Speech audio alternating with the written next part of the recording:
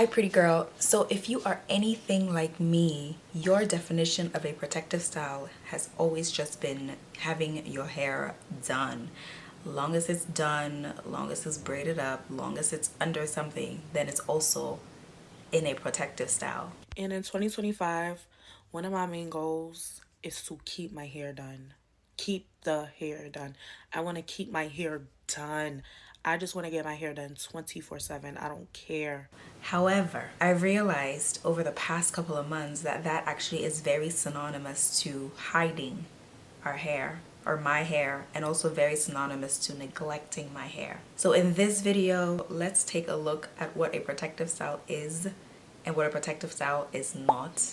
And we're gonna do that by looking over my hairstyles for the past couple of months and judging them from least to most protective. I think that should be fun. So for all the reasons to love your natural hair again, what is that bird? Shh. So for all the reasons to love your natural hair again, welcome to the side of YouTube. My name is Nadia, and this is The Main Life.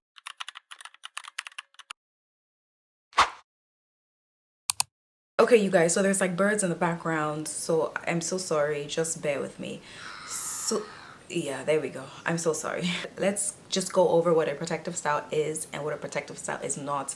And what I've done is I have some notes here, and because I don't want to ramble and say everything but what I need to say. If a protective style is too tight, if your scalp is throbbing right after, if you need painkillers, if you cannot sleep at night, that is not protective.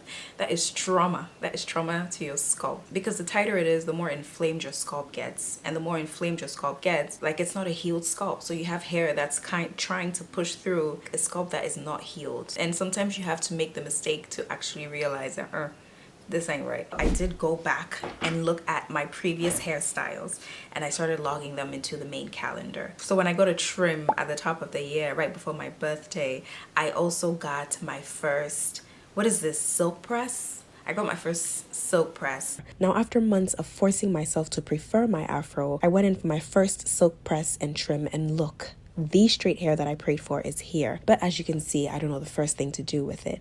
Now, while it was really cute, it didn't last. My ends were out. Was it protective? No. It kind of leads to over manipulation, and over manipulation usually causes your hair to break, and so that's why I think the style wasn't so protective. And so the main hair calendar would then be really helpful to capture all of these, so that when you look back, you're like, okay, this is what I did wrong, don't do it again. If you leave it in for too long, I think once the style starts to matte, once it starts to lock up, if that's not intentional, once it starts to collect buildup and dirt, your hair is no longer being protected. Your scalp needs a wash. It needs a cleanse. Your hair itself, your strands need to be, they need to be liberated from all of that weight of the buildup. Okay, so I also did a lot of Afro puffs. And I did this a couple of different times throughout the year, and then I would do like the edges thing, and it would be really cute. Yeah, is this protective? Of course my hair is out. Of course there's the over manipulation again, which is something that I did a lot of. I would like stretch the hair and let it pop, and every time you stretch it, you look at your hands, it's like, oh, I just took another strand, and oh, another strand. So I don't think that was protective. Another thing too is the longer I left my hair in a puff, the more it tangled, the more it knotted up. And so it's like, if you're detangling every other day when you're trying to comb your hair or whatever the case may be, again, that's manipulation. So I think that's the only like con with puffs, with leaving like your Afro. So while it's a cute style, I wouldn't recommend doing it too often, and I wouldn't recommend doing it for too long at a time. If you stop touching your scalp, or if you don't have access to your scalp, especially for a long period of time, then it's not a protective style. So even with your protective style, I think that you should be able to still moisturize your new growth. You should be able to moisturize your scalp. You should be able to cleanse your scalp. It doesn't have to be every day. It doesn't have to be every single week, but it has to be present. It shouldn't be completely just eliminated either. The drier our hair, the drier our scalp, I feel the more breakage we see at the end once we finally take down the protective style. I did a mini twist, but here's the reveal.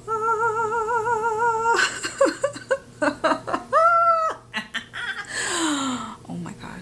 Low tension for sure. My ends were protected. I didn't have to do the whole thing where my fingers were in my hair all the time. I would actually have it up a lot of the time and I would just leave it alone. So I think this was really, really high on my list in terms of what a protective style actually is.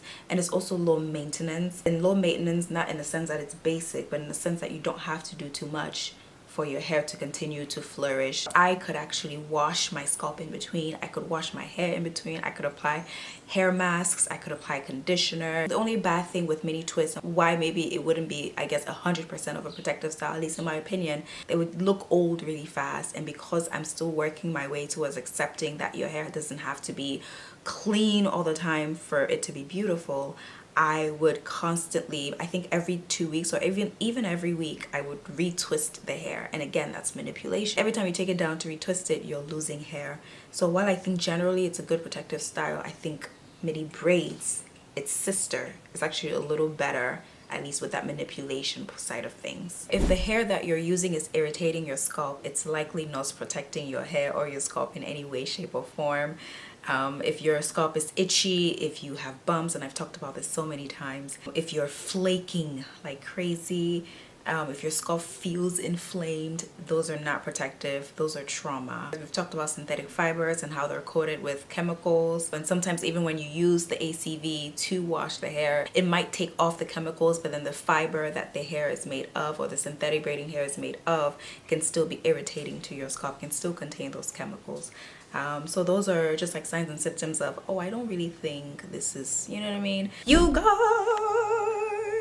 do cornrows qualify as protective styles? You know how you get your braids done and they hurt for the first couple of days, and then once your hair starts loosening, the pain starts going away, and these are kind of tight. So I wonder if like they would qualify as a protective style, because yes, it's just my hair, no extension, so I guess that's a check. The amount of manipulation that I'm gonna have to do, it reduces that by a whole lot. I think that's a check. Does it kind of defeat the purpose of a protective style if it's so tight and if it hurts so much? Are we too woke for thinking that maybe these braids shouldn't be as tight? Cornrows were my statement hairstyle, period.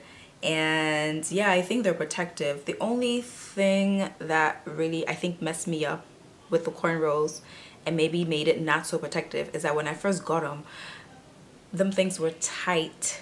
My scalp was like, it felt inflamed. It felt like very tender to the touch. We're so used to fresh hairstyles have to look fresh, and in order for them to look fresh, they have to be very tight.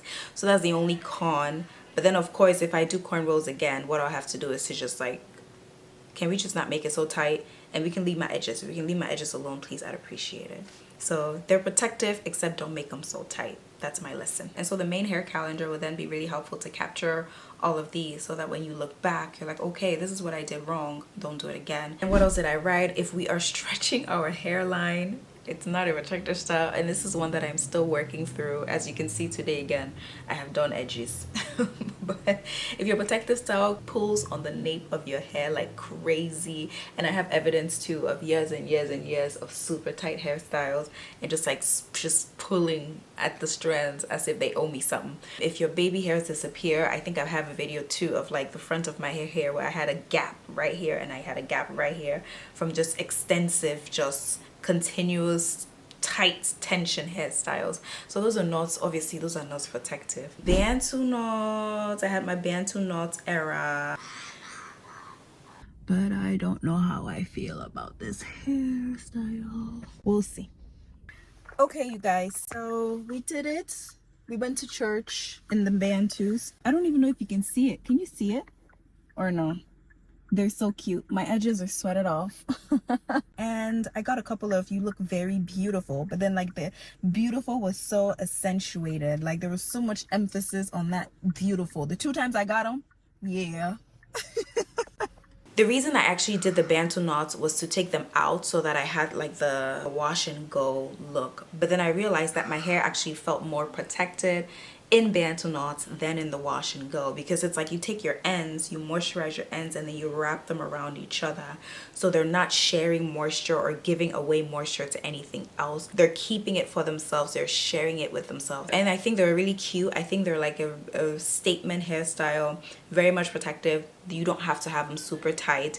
You can wash them well. Actually, I did try washing them, but then they would unravel, so that's the only thing you cannot really do with them, unless you're like comfortable with like an unravel look for Bantu knots. And I actually had a friend who asked for me to do her hair in the Bantu knots after seeing my Bantu knots. If you're using the protective style to avoid your hair, then it's not a protective style.